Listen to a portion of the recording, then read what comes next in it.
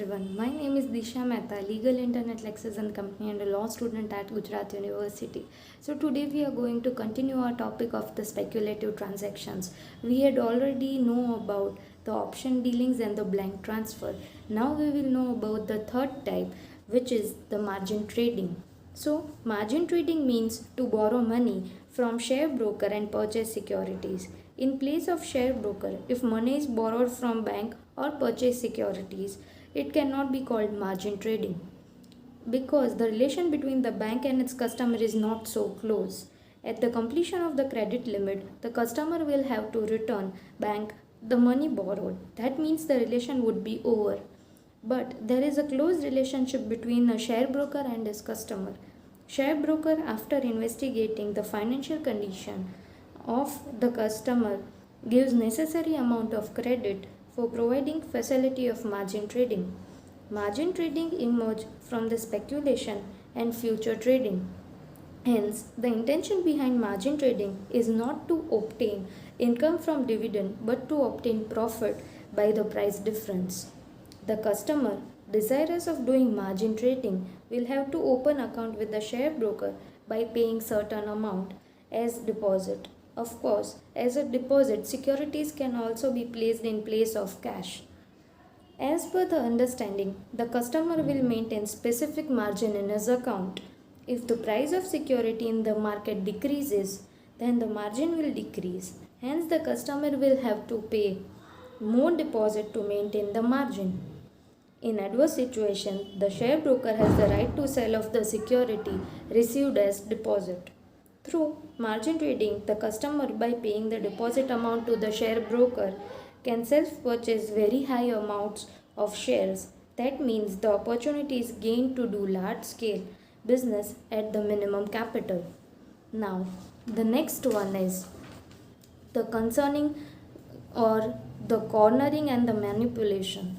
The speculator may corner the securities from stock exchange and by doing so creates shortage of the share and intends to earn profit out of it. This is called as cornering. The intention of speculator is by cornering specific securities on a large scale and create artificial shortage of it and get its price raised in the stock market through it and earn profit out of it. When the speculator collects securities, some of the sellers might be out there who would not have the securities but in the enticement of the earning higher profit might have sold them. Now, when the time will come to hand it over, then speculators may take disadvantage of such a person by laying whatever conditions, keeping in view his weakness.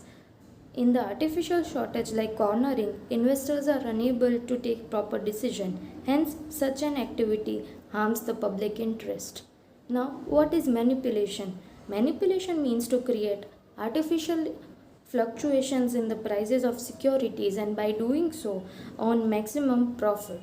The intention behind the manipulation is to earn more profit by creating an artificial shortage.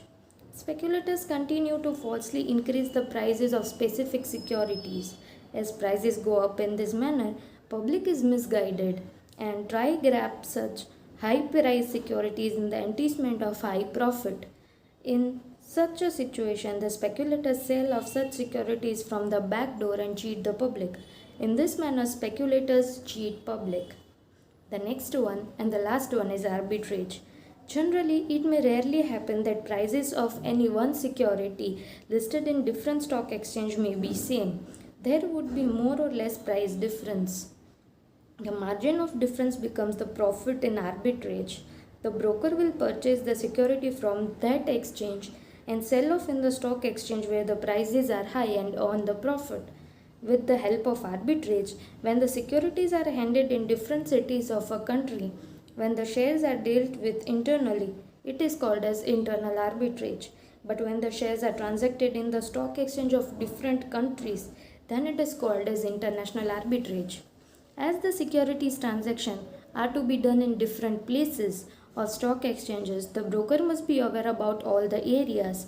Transactions should be done only after becoming aware about the distance between two stock exchanges, transfer cost, rules and regulations, time in case of overseas foreign exchange, etc., should be taken into consideration. The biggest benefit of arbitrage is that price equality in different stock exchange is made possible. So here are the list of speculative transactions. Thank you.